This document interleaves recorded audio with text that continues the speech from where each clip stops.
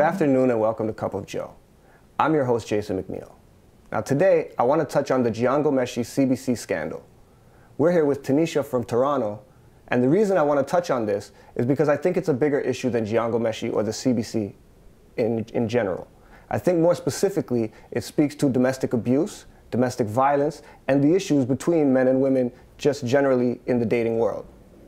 So, Tanisha, tell me, when I speak with women, it seems like most women I know have an understanding as to why such crimes or such issues, such things would go unreported.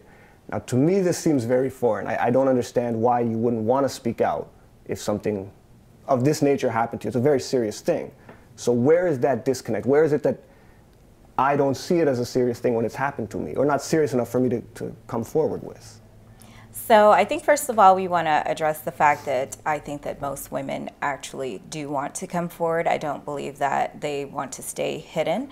However, historically, there's always been a certain stigma attached to women who have come forward. They get labeled. If you look at the Kobe Bryant situation, his accuser, she was definitely scrutinized. Then she retracted her statements and they settled privately. If you look at Judge Clarence Thomas, his accuser, again, she was stigmatized, she was attacked, she was ostracized. And so women, going back to the beginning of law, it's always been difficult for them to be believed because there's a certain perception that goes along with if you're in a certain predicament, if you're dressed a certain way. So they just don't feel empowered, they don't feel supported to come forward. Okay.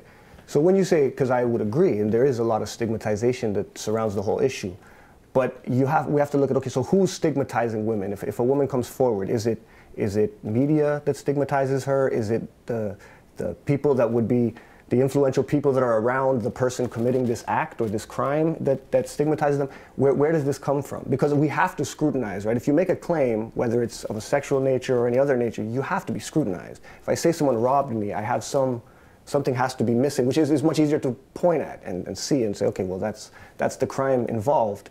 But you know, how do we move past that stigmatization? Because you have to go through it, and that's, I guess, the strength that you would need to have to stand up and say, yes, people are going to ask you, okay, were you drinking that night?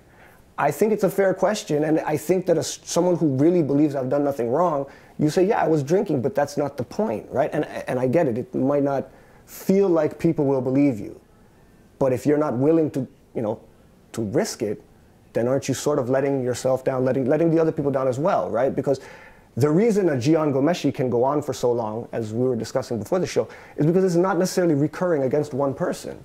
So if I get, hit, or I have an experience that's, of a criminal nature even, and I leave and I don't say anything, and then it happens to someone else, aren't I kind of like, you see what I'm saying? Like, isn't there some responsibility on me to say, listen, this person, it's unacceptable, it's not right? So I definitely think then the issue should be that we should talk about scrutiny versus stigma, okay? So if I've made an accusation, I'm going to expect that there's going to be an investigation, there's going to be the peeling away of the layers to get to the core of the issue, because in order for a determination of truth to be made or otherwise, you do have to peel away the layers and get to the core issue. What has happened? What were the factors leading up to whatever accusation was made? So I believe that the scrutiny is not the problem. The problem is that society has somehow attached certain labels to people. They sometimes vilify the victim, and the victim then doesn't feel like, oh, I can come forward. Maybe, I shouldn't have gotten myself in this position. I'm a good girl. I shouldn't have gone out with somebody I just met on the first day. So that's a lot of guilt and strain that women sometimes inflict on themselves, right? So it's not necessarily that, we're afraid of people trying to get to the core of what the accusation is. It's just all those other things that come along with it. Maybe I'm a teacher in an elementary institution, so it seems that it's reckless for me to go out with someone or go to an event and then go home with someone at night, not knowing anything about them. So do I feel at that point that I could come forward as a teacher?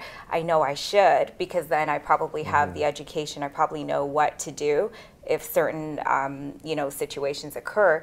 But then when I go home, maybe on my drive home, I'm thinking about it. I know that this is wrong, but I just don't have what it takes to come forward.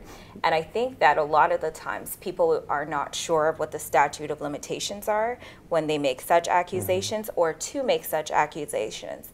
Because I think sometimes you had referred, or you had mentioned before that you would call 911, and I don't necessarily believe that most women will call 911. Women have a lot of self-analysis going on. So we're saying, am I overreacting? Well, I didn't like how that felt. But so if a certain amount of time elapses, do you think that you then have the right to come forward, or that someone will believe you, or that anything will even happen?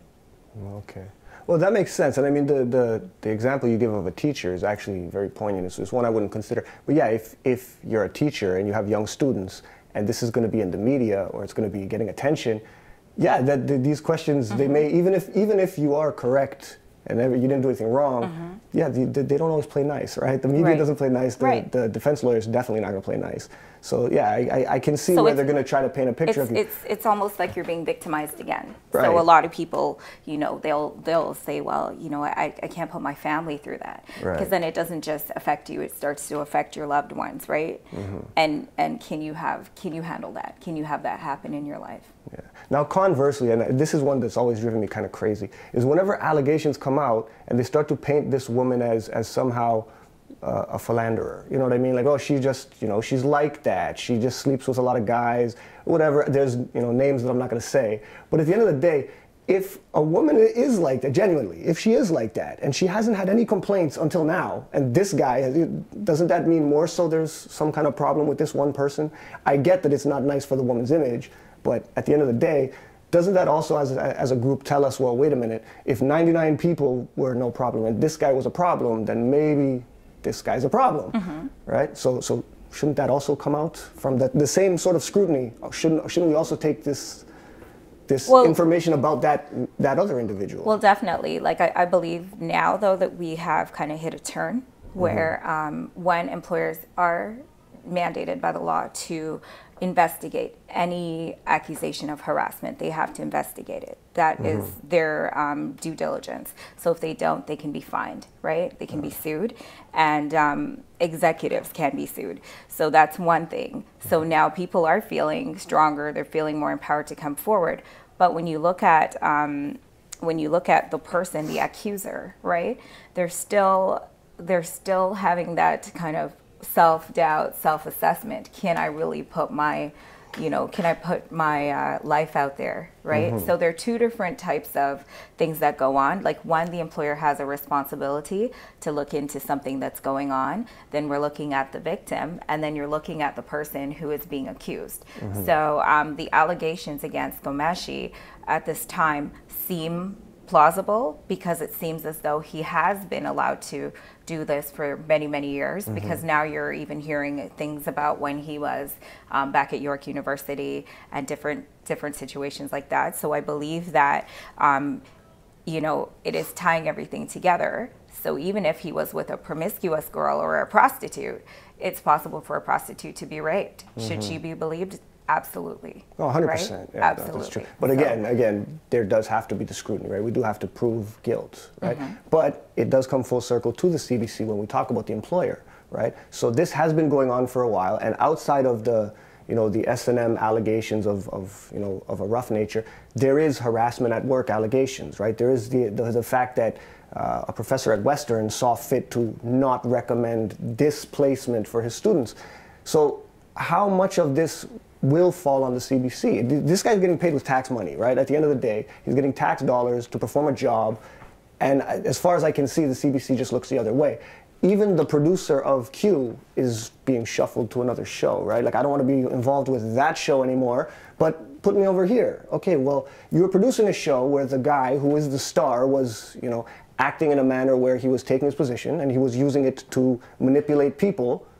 And people are getting placed there, you know, university students who want to go into media are getting placed there and they're just gophers for you, right? Now, it's nonsense. So, you know, should we expect anything to happen, you know, legally to any of these people at the CBC? Does it go further than Jian Ghomeshi?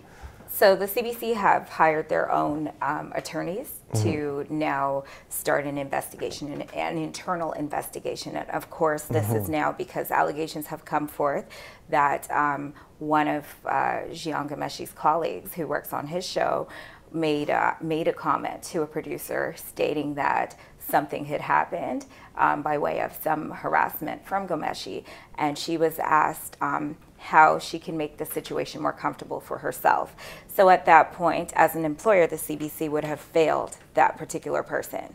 They would have failed that employee. So knowing the consequence under the law, under Bill 168, you need to take care of any complaints of harassment that happen in your premises as an employer. It's your responsibility.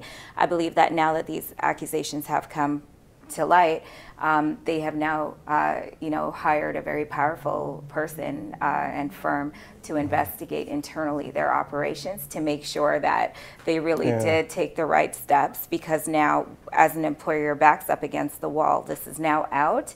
The reason why you're supposed to take care of it in-house first, and then if, you know, the law needs to be notified or anything else, if it needs to leave the building, you have more control. But now it's left the building and they're doing it in reverse. So they definitely started that less than a week after. They started that process less than a week after the accusations came out, because they realized that it's going to become a huge problem for them, because they do have a duty. If I work for a company and I said, well, you know, this happened to me, whether or not they find in my favor, you know, we definitely have to investigate. They could find that I'm not being truthful, but they have to investigate all the facts. All right, well, it's been lovely talking. I would like to just wrap up by saying that part of what bothers me about the whole situation is just the elevated status of someone like Jian Ghomeshi, because if you talk to people in media or entertainment in Canada, it's like this guy is just, you know, he was this good, he was way up there. To be honest, I know he interviewed Billy Bob, and I know he sang Once I Was the King of Spain. Outside of that, I don't know anything about this guy until now. So it is what it is, I guess. So right? in journalism, if that's the biggest star in Canadian media, that's what it is, right? He's a big one. He's a big one. We'll give him that. All right. Now, you may agree or disagree with anything we've said on the show. Feel free to contact us at cupofjoecanada.com.